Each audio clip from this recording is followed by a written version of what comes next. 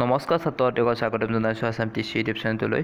মই যে আপোনালোকৰ মাজত লৈ আছোঁ ক্লাছ 10ৰ আমাণ্ডাৰ কুৱেশ্যন আনচাৰ দ্বিতীয় পাৰ্টটো, অৰ্থাৎ ইয়াৰ আগতে এটা পাৰ্ট যদি চোৱা নাচাব আৰু যদি মোৰ চেনেল ছাবস্ক্ৰাইব কৰি থাকক, যদি তোমালোকে বুজি পোৱা তোমালোকে মোক এটা কমেণ্ট দিবা, থেংক ইউ ছাৰ বুলি এটা কমেণ্ট দিবা, কিয়নো মই তোমালোকে এই কমেণ্টৰ দ্বাৰা আৰু আগলৈ তোমালোক সহায় কৰাৰ কাৰণে উৎসাহিত হ'ম। তোমালোকে এটা কমেণ্ট দিয়াৰ কাৰণে তোমালোকে কোনো ধৰণৰ আফচোচ নকৰিবা আৰু তোমালোকে এটা ছাবস্ক্ৰাইব দিবা, কিয়নো তোমালোকৰ এটা ছাবস্ক্ৰাইবাৰে মোৰ সৰু জীৱনৰ গতিপথ সলাব পাৰে আৰু তোমালোককো যাতে সহায় কৰাৰ কাৰণে উৎসাহিত হওঁ তাৰ আশা কৰি মই আজি ক্লাছটো আৰম্ভ কৰিছোঁ। Question number 6, how does Amanda describe the C, অৰ্থাৎ আমাণ্ডাই সাগৰখনক কেনেদৰে বৰ্ণনা কৰিছে, অৰ্থাৎ সাগৰখনক কেনেকুৱা ধৰণৰ বুলি কৈছে তাকে সুধিছে কুৱেশ্যনটোত। এই এনচাৰটো হ'ব ইমাৰেল। অৰ্থাৎ আমাণ্ডাই ইমাৰেল মানে হৈছে ডাঠ সেউজীয়া বুলি বৰ্ণনা কৰিছে, অৰ্থাৎ সাগৰখনৰ ডাঠ সেউজীয়া, দেখাত ডাঠ সেউজীয়া আছিল কাৰণে ডাঠ সেউজীয়া বুলি বৰ্ণনা কৰিছে। Question number 7, why does Amanda suddenly think about a mermaid, আমাণ্ডাই কিয় এজনী জলপৰীৰ কথা কিয় ভাবিছিল, অৰ্থাৎ হঠাৎ এজন জলপৰীৰ কথা কিয় ভাবিছিল? এনচাৰ হৈছে because she yearns from a silence and freedoms like a mermaid, অৰ্থাৎ জলপৰীৰ জীৱনটো যেনেদৰে নীৰৱে থাকে তেওঁ জলপৰী আৰু ফ্ৰীডম অৰ্থাৎ স্বাধীনভাৱে থাকিব পাৰে, অৰ্থাৎ জলপৰী এটাক কোনেও ডিষ্টাৰ্ব কৰিব নোৱাৰে। অৰ্থাৎ যেনেকৈ আমাণ্ডাই নিজকে ডিষ্টাৰ্ব কৰা বুলি ভাবিছিল, কিয়নো আমাণ্ডাৰ মাকে তাইক নানান ধৰণৰ আদেশ দি আছিল, অৰ্থাৎ কিছুমান কামত বাধা কৰিছিল।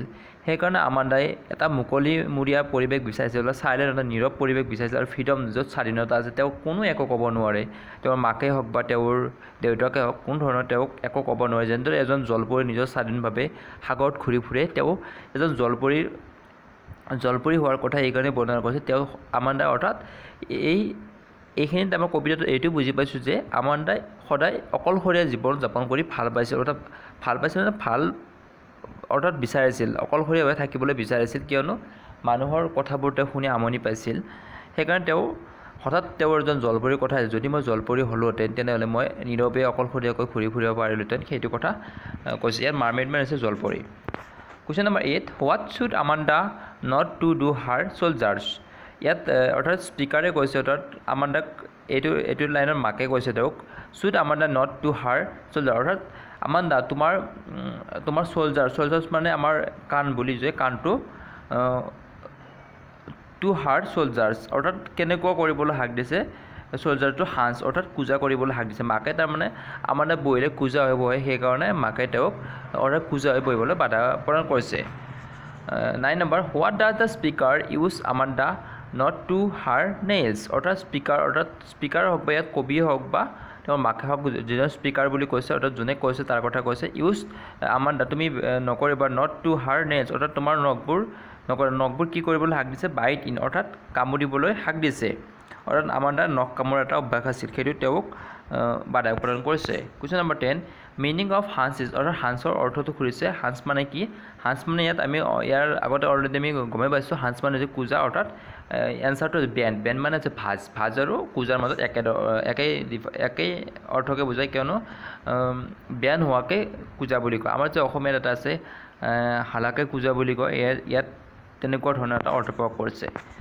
11 নম্বৰ, Amanda has a bad habit of bending desk while sitting, অৰ্থাৎ আমাণ্ডা বহিলে এটা বেড হেবিট আছিল, অৰ্থাৎ তেওঁৰ বেণ্ডিং মানে অৰ্থাৎ তেওঁ ভাজ কৰি বহিছিল। কি ভাজ কৰি বহিছিল ইয়াত ডেছত খুলিছে? এনচাৰটো হ'ব ছলজাৰ, অৰ্থাৎ তেওঁৰ যি কাণখন ছলজাৰটো তেওঁ পূজা কৰিছিল, বেন কৰি কেনে বহিছিল, তাকে কৈছে। Question number 12, Amanda's imagines herself as a dash of emerald sea, অৰ্থাৎ